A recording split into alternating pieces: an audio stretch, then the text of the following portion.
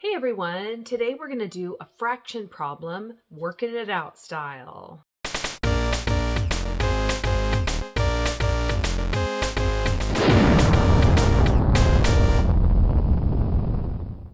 All right, and if you've seen my working it out videos before, then you know that I like to tackle a word problem, read it more than once, and really walk you through what goes through my head as I solve a problem.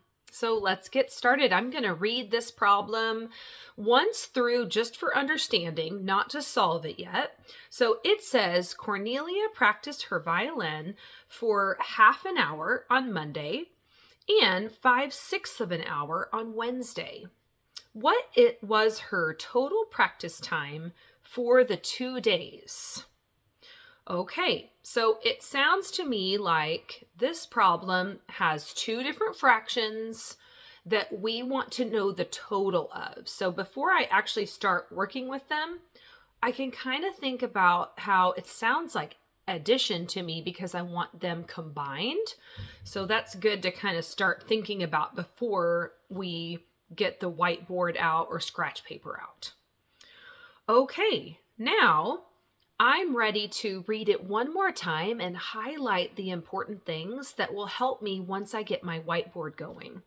So it says Cornelia practiced her violin for half an hour on Monday. So I'm going to highlight half an hour. It's written in words, so it can be a little sneaky. We might miss that. And so highlighting it will help for sure. And 5/6 of an hour on Wednesday. So I'm going to highlight the 5/6 also. What was her total? Let's highlight total practice time for the 2 days. And now I'm ready to read the answer choices too. So we have A is 1 hour, B is 1 and 1/3 hours, C is 1 and 1/6 hours, and D is 2 hours. So now I think I'm ready to move over to the whiteboard and work this out. All right, now I decided to start with writing 1/2 with numbers instead of words, and then go ahead and set up the addition problem. Now I can see when I write it this way that they have different denominators. So now I need to work on getting a common denominator. So my favorite way to do that is to count by multiples of the two denominators. So let's start with the smaller one. So we've got 2, 4, 6. Okay, and I stopped there because I'm noticing something really cool about this one. If I start counting by sixes, what's my first number? Good, 6, 12. I could keep going, but I'm going to stop because look, they have that in common. We can use 6 as the new denominator. And then I don't have to mess with this one at all. I can just leave it as 5/6, right? It already has a 6 as the denominator. Okay, now I need to think about 1/2 and how many sixths that equals. What is an equivalent fraction to 1/2 that has a 6 as the denominator? So let's check for a pattern. 2 times what equals 6? Great. Times 3. And then the same, what you do to the bottom, you got to do to the numerator on top. So what's 1 times 3? 3. Okay, so now we have 3/6 plus 5/6, which turns into a pretty easy problem for us. What is 3/6 plus 5/6? Okay, great. 8/6.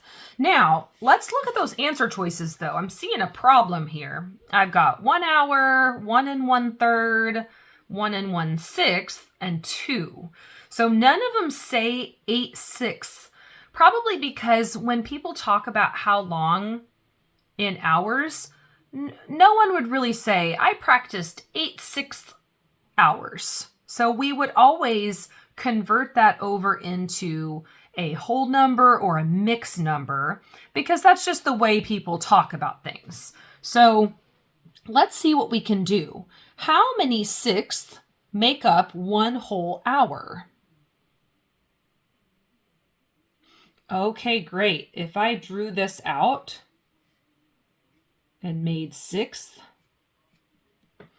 I would say, okay, well, 1, 2, 3, 4, 5, 6 sixths is 1 hour. And then how many more do we have left if we need to get up to 8? Oh, okay, 2 more. 2 more. Okay, so now what do you see here as a mixed number? Okay, awesome. You see 1 whole and 2 sixths. Okay, and I still don't see that answer choice. So this one is really making us think this through a lot. So I see some answers we could probably get rid of. It's definitely more than 1 hour, so let's get rid of A. And it's less than 2 hours, so we can get rid of D. But what about the 1 1/3 and 1 1/6? Okay, so 1/6 sounds too small because it's 2 sixths. So I wonder if 1/3 would work. Okay, so we probably need to, anytime this happens, I always think of, well, one of these choices is probably equivalent. So let's check. Let's see, are these two fractions equal? That would be awesome. Let's find a pattern here. 1 times what equals 2?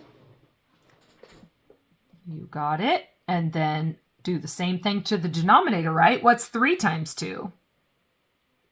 Yay, 6. Okay, so that means that this mixed number is equal to 1 1/3. Okay, that took a lot of work, a lot of perseverance, but you stuck with it. And which answer choice are we going to go with? Okay, great. B. Great job.